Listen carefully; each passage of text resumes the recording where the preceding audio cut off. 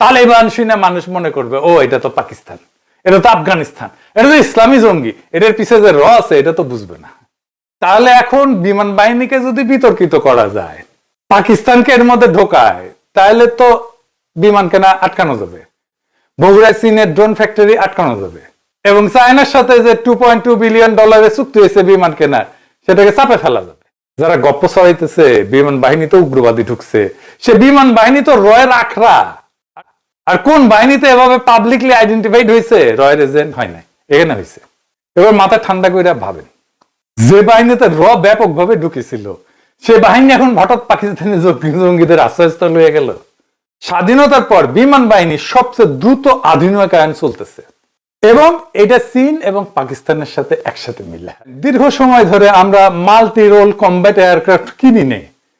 কক্সবাজার বা চট্টগ্রামে পর্যাপ্ত আকাশ প্রতিরক্ষা থাকলে হয়তো এই রোহিঙ্গা সংকট সৃষ্টি হইতো না। উনি আরো কইলেন, শক্তিশালী প্রতিরক্ষা ছাড়া পররাষ্ট্রনীতি কার্যকর হয় না।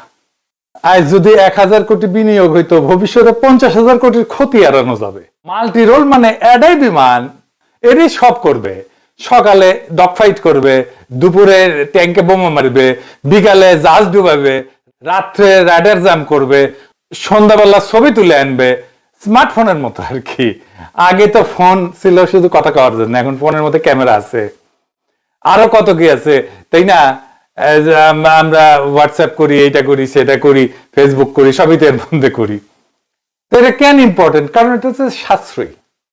আর আজকের যুদ্ধে থ্রেট যে কোনো দিক দিয়ে আসে, তাই নানা রকম জিনিস ম্যানেজ করা ডিফিকাল্ট। তো দুনিয়ায় অনেক রকমের মাল্টি রোল ফাইটার আছে, যেমন ধরেন F-16, এটা আমেরিকান, F-35, এটা আমেরিকান, রাফায়েল, এটা ফরাসি, এটা ইন্ডিয়ার কাছে 36টা আছে, Su-30, এটা রাশিয়ার, এটা ভারতে আছে। তারপর JF-17 থান্ডার, এটা পাকিস্তান আর চীন একসাথে তৈরি করেছে, এটা বাংলাদেশ কেনা নিয়ে আলোচনা করেছে। আর J-10C, এটা চীনা, বাংলাদেশ 20টা কিনতে যাইতেছে। সেনা প্রধান NDC-তে এই বিমানের কথাই কইছে। বাংলাদেশের কাছে এখন আছে পুরনো F-7, MiG-21 এর কপি, 60 ডিজাইন, মাল্টি রোল না। কয়টা পুরানো MiG-29, বুঝছেন, এটাও মাল্টি রোল না। সেনা প্রধান যখন বলে মাল্টি রোল কমব্যাট এয়ারক্রাফট কিনিনি দীর্ঘ সময়, এটা হইতেছে এই গ্যাপটা পূরণের জন্য 20টা J-10C সেই গ্যাপ পূরণের জন্য কেনা হবে। দেখি সেনা প্রধান কেন এই কথা কইল। 25 অক্টোবরে প্রফেসর ইউনূসের সরকারের আমলে বাংলাদেশ সরকার নীতিগতভাবে অনুমোদন দিয়েছে $2.2 বিলিয়ন একটা চুক্তি। চীনের চেংদু এয়ারক্রাফট কর্পোরেশন থেকে 20টা JC মাল্টি রোল ফাইটার কেনার সিদ্ধান্ত হয়েছে। প্রত্যেকটার দাম মেলা $60 মিলিয়ন মতো, সব মিলায় প্রায় 27,000 কোটি টাকা। এটা কিস্তিতে দিছে, আমাদের এখনই দিতে হবে না, সব 10 বছরে পরিশোধ করতে হবে। তার মানে হইতেছে আমাদের প্রত্যেক বছর শোধ করতে হবে 2,700 কোটি টাকা, খুব বেশি না। কোথায় মোতায়েন হবে? কক্সবাজার এবং বরিশাল। ওয়াকারুজ্জামান NDC-তে যে মাল্টি রোল কমব্যাট এয়ারক্রাফটের কথা কইছেন, সেটা এই বিমান। যে কক্সবাজার আকাশ প্রতিরক্ষা চাইছেন, সেটাই এই J-10C ভবিষ্যৎ ঘাঁটি। স্বাধীনতার পর বাংলাদেশের সবচেয়ে বড় এটা বিমান শক্তিতে বিনিয়োগ। খুবই ভালো কাজ হয়েছে এটা। J-10Cর পিছনে এটা ইতিহাস আছে। এই যে 25-এ যে অপারেশন সিন্দুর করেছিল না ইন্ডিয়া, ওই সময় পাকিস্তান এই বিমান ব্যবহার করে রাফায়েল ফেলাই দিছিল। তো বাংলাদেশ যে যুদ্ধ বিমান কিনতেছে, সেটাই পাকিস্তান ইন্ডিয়ার বিরুদ্ধে ব্যবহার করেছে। 2 নম্বর ঘটনা, 27শে জানুয়ারি 2026, এটাও প্রফেসর ইউনূসের আমল, ইলেকশনের কিছুদিন আগে, বগুড়ায় একটা ড্রোন কারখানা হবে। এটা সরকার টু সরকার চুক্তি হয়েছে। চীনের সরকারি কোম্পানি CTC ইন্টারন্যাশনালের সাথে 608 কোটি টাকার একটা চুক্তি। উদ্দেশ্য হইতেছে বগুড়া বিমান ঘাঁটিতে ড্রোন তৈরির কারখানা হবে। দূরপাল্লার নজরদারি করতে পারবে, আক্রমণকারী ড্রোন একই সাথে তৈরি করবে আর কি। তুরস্কের বাইরাকতার বলে একটা ড্রোন আছে, সেইটার চীনা সংস্করণ। এটা সরাসরি উপরে উঠতে পারবে, ভার্টিক্যাল টেক অফ ড্রোন। এটা এরকম করে সরল লাগবে না, প্রযুক্তি হস্তান্তর হবে, মানে বাংলাদেশের টেকনোলজিও পাবে। এইটার নির্মাণ শেষ হবে ডিসেম্বর 2026, এই বছরে। তো বগুড়া কেন গুরুত্বপূর্ণ? বগুড়া গুরুত্বপূর্ণ কারণ আমি জন্মেছি তা না, বগুড়া হচ্ছে নর্থ ইস্ট এবং শিলিগুড়ি করিডোরের কাছে। বিমানের রাডার ইউনিট বগুড়া গত জুন 2025 থেকে চালু আছে। এশিয়া নিউজ 27 জানুয়ারি শিরোনাম করেছে, বাংলাদেশ চীনা ড্রোন উৎপাদন চুক্তি ভারতে বিপদ ঘন্টা। এবার বুঝেছেন তো কেন এটা গুরুত্বপূর্ণ। 3 নম্বর ঘটনা, 8ই জানুয়ারি 2026 বিমান বাহিনী প্রধান পাকিস্তানে গেছে। রাওয়ালপিন্ডির জিএসকে তে দেখা করছেন ফিল্ড মার্শাল আসিম মুনিরের সাথে। আলাদাভাবে নৌবাহিনী প্রধান অ্যাডমিরাল নাভিদ সাহেবের সঙ্গেও আলাপ করছেন। আলোচনার বিষয় কি ছিল? F-17 থান্ডার যুদ্ধ বিমান কেনা, তারপরে পুরানো বহনের আধুনিকায়ন, রাডারের সমন্বয় ইত্যাদি। এর বাইরে গত 12 মাসে 4 জন জ্যেষ্ঠ পাকিস্তানি সামরিক কর্মকর্তা ঢাকা এসেছেন। অক্টোবর 24 থেকে 28, 2025 পাকিস্তানের চিফ অফ স্টাফ কমিটির চেয়ারম্যান জেনারেল শাহির শামদাদ মির্জা ঢাকায় আসছিলেন। কয়েক দশকে বাংলাদেশে আসা সবচেয়ে গুরুত্বপূর্ণ সিনিয়র পাকিস্তানি সামরিক কর্মকর্তা। এনে 3টা ঘটনা একসাথে রাখেন। বাংলাদেশ চীন থেকে $2.2 বিলিয়ন 20টা J-10C কিনতেছে। বগুড়ায় চীনের সঙ্গে ড্রোনের কারখানা বানিয়েছে। পাকিস্তানের সঙ্গে F-17 এর আলোচনা করতেছে। বিমান বাহিনী প্রধান পাকিস্তান ফিল্ড মার্শালের সঙ্গে বৈঠক করছে। স্বাধীনতার পর বিমান বাহিনী সবচেয়ে দ্রুত আধুনিকায়ন চলতেছে এবং এটা চীন এবং পাকিস্তানের সাথে একসাথে মিলে, তাই না? এটা কিন্তু এইখানে ইন্ডিয়া বিলাইছে। কারণ এই যে স্ট্র্যাটেজিক শিফট, এইটার অর্থ ইন্ডিয়ার কাছে কি? এটা নিয়ে ইন্ডিয়ার অস্বস্তি কেন? কারণ তারা চিকেন নেক নিয়ে খুবই টেনশনে পড়ে গেছে। এই জন্যই নভেম্বর 25 থেকে ইন্ডিয়া 3টা নতুন সেনা ছাউনি চালু করছে, জানেন? আসামের ধুবড়িতে, বামুনিতে, বিহারের কিষানগঞ্জ, পশ্চিমবঙ্গের উত্তর দিনাজপুরে চোপড়ায়, সবগুলা বাংলাদেশের সীমান্ত জুড়ে। মানে মনে হয় যুদ্ধ করতে আসতেছে।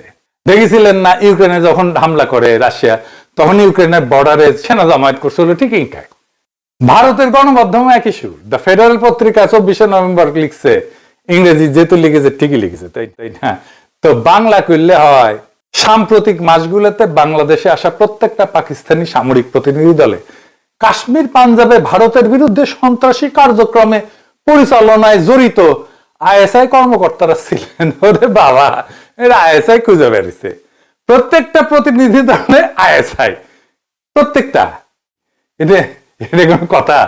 এই যে স্ট্রাকচার, এটাই তো বার্তা। বাংলাদেশ পাকিস্তান কাছাকাছি আসার প্রত্যেকটা দিক, কূটনীতিক হোক, সামরিক হোক, আইএসআই এর অনুপ্রবেশ হিসেবে দেখানো হবে। এরই তো বার্তা।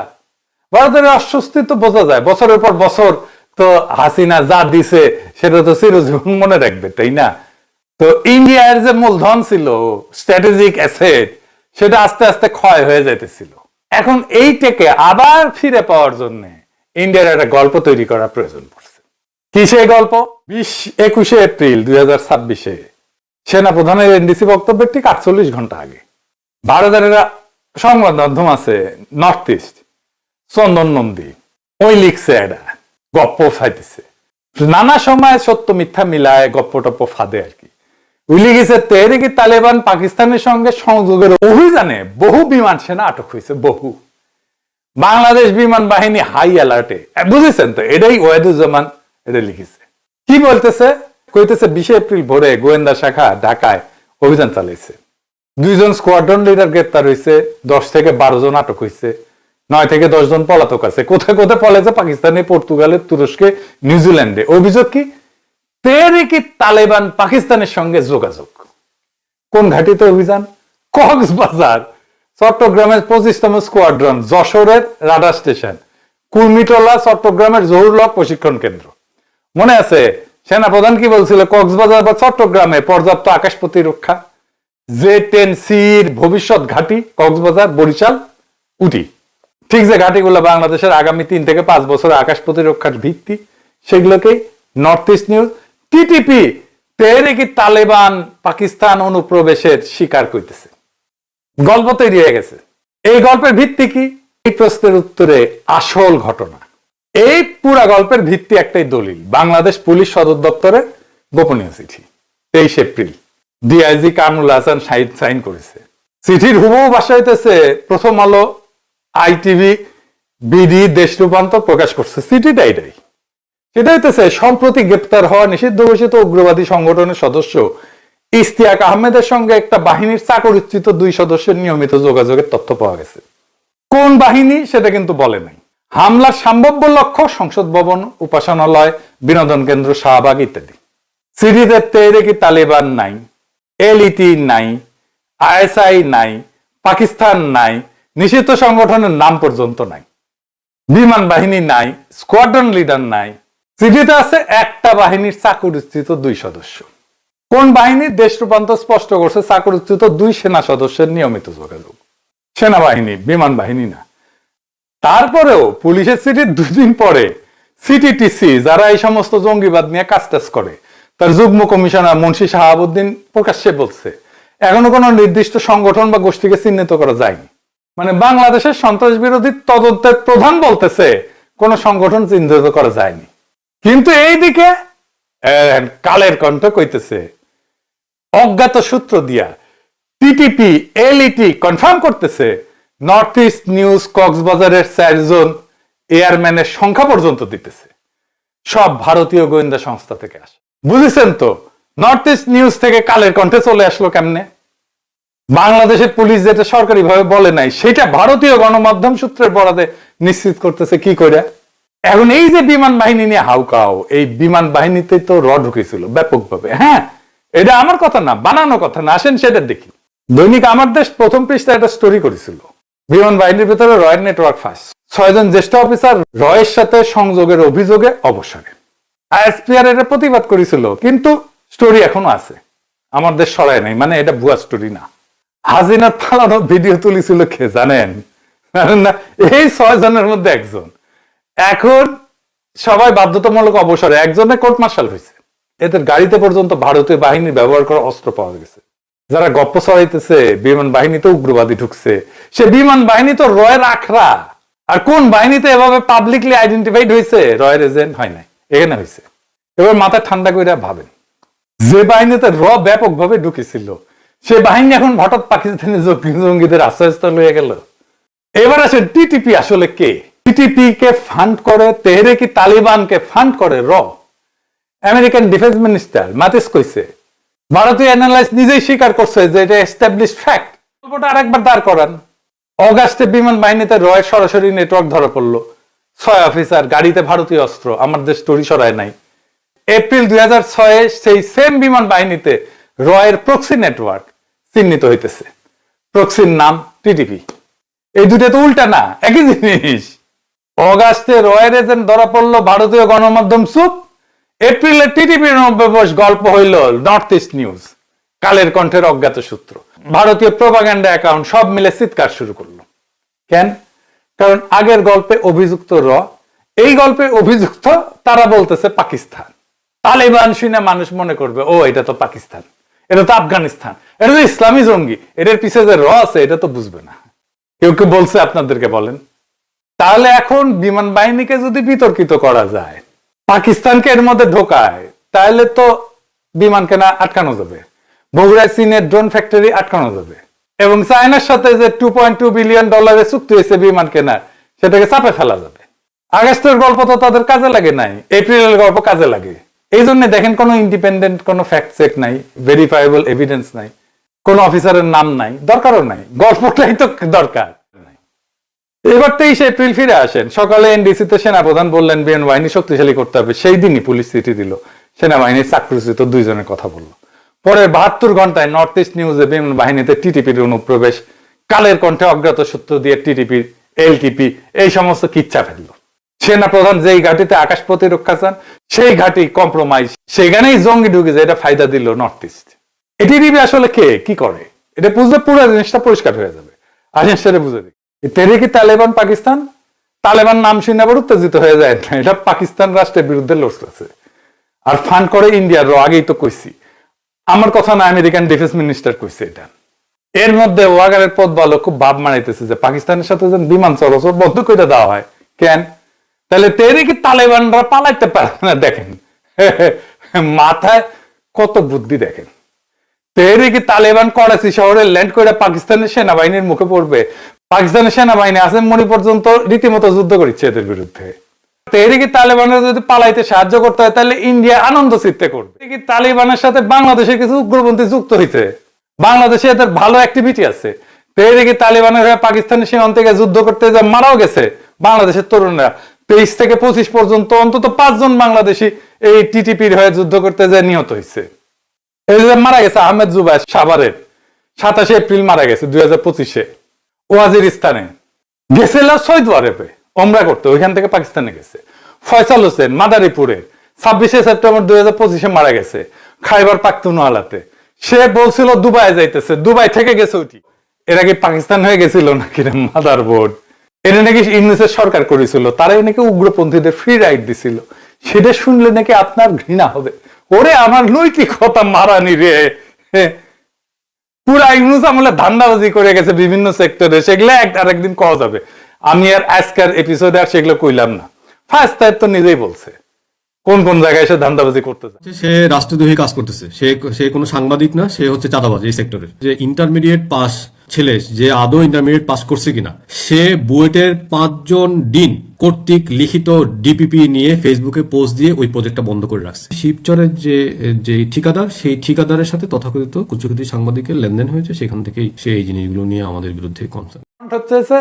জামাতুল answer feel Hindal Sharqiya recruiter একজন ইঞ্জিনিয়ার ইমরান হায়দার, সে প্রাক্তন বিমান বাহিনীর অ্যারোনটিক্যাল ইঞ্জিনিয়ার। এবার বুঝছেন তো পুরা খেলাটা ইন্ডিয়ান। বিমান বাহিনী যেন পাকিস্তান থেকে প্লেন কিনতে না পারে সে চাপ সৃষ্টি করা, বগুড়ায় যেন ড্রোন ফ্যাক্টরি না হয় সেটা ব্যবস্থা করা। আর এই জানছে কিছু জঙ্গি হামলা সত্যি সত্যি টিটিপি বা তার সংশ্লিষ্ট জঙ্গি গ্রুপকে করাই দেয়া, তারপরে এই অজুহাতে জামাত আর শিবিরকে সাইজ করা, ধরে ফেলা এদের ক্রিটিক্যাল কিছু নেতা কর্মীকে। তবে ওয়াকারুজ্জামান আর তার বিমান বাহিনী যদি সত্যি পাকিস্তানি প্লেন কেনার প্রশ্নে, ড্রোন ফ্যাক্টরি প্রশ্নে ইন্ডিয়ার চাপের মুখে থাকে, তাহলে আমাদের পুরো জাতিকে এই ইস্যুকে তাকে সাপোর্ট দেওয়া উচিত, দেশপ্রেমিকের দেওয়া উচিত। যখন ইন্ডিয়ান গণমাধ্যম টিটিভি অনুপূর্বে যে গল্প ছড়াইতেছে, কালের কণ্ঠে অজ্ঞাত সূত্র দিয়া সেটাকে অ্যাম্পলিফাই করতেছে, সেই গল্পের সাথে সুর মেলায় বিমান বাহিনী জঙ্গিতে ভরে গেছে বলাটা আর যাই হোক দেশপ্রেম না। বাংলাদেশের বাহিনীগুলোকে বলি, মিসা জঙ্গি ন্যারেটিভ তৈরি করে যদি ক্র্যাকডাউনের পরিকল্পনা করেন, ভুলে যান। আমরা হাসিনার আমলে এগুলো ফাইট করে আসছি, ফাইটটা আমরাই দিছি, বিএনপি দেয় নাই। এটা মাথায় রেখেন। কেমনে ফাইট হয় এটা বিএনপি জানে না, আমরা জানি। গল্পের পেছনের রাজনীতি দেখেন, এগুলো বুঝার চেষ্টা করেন। কোন রাষ্ট্রীয় পৃষ্ঠপোষক পাইতেছে কে সেটা বুঝার চেষ্টা করেন। এগুলো বাইর করা কোনো জটিল বিষয় না। তো এইদিকে তালিবান যে র ফান্ড করে এটা তো কোনো গোপন বিষয় না। বাংলাদেশের অভ্যন্তরে যে র কাজ করে এটাও কোনো গোপন বিষয় না। বাংলাদেশের বেশিরভাগ জঙ্গি গোষ্ঠীর পিছনে র এর কানেকশন খুঁজে পাওয়া যাবে। বাংলাদেশ থেকে ভারতীয় আধিপত্য উৎখাত করা হবে, আজ হোক কাল হোক হবে। ফাইনালি একটা জিনিস দেখায়, 5ই আগস্ট যে বাহিনীগুলা আমাদের জনতার সাথে একাত্ম হইল, কেমনে সে একাত্মতা প্রকাশ করছে জানেন? দেখেন,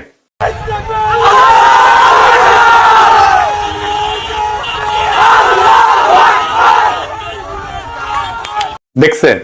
এইটা আমার বয়স হইলে আরো বুঝতেন, আগে দেখতেন এই জিনিসটা। এই জিনিস আমরা দেখছি 1975-এর 7ই নভেম্বর। এরা সিপাহীরা এই স্লোগানই দিছিল, নারায়ে তাকবীর। এইটাই আমাদের ইউনিফাইং স্লোগান। এই স্লোগান যতদিন জিন্দা আছে ততদিন বাংলাদেশকে পদানত করা যাবে না। ইনকিলাব জিন্দাবাদ।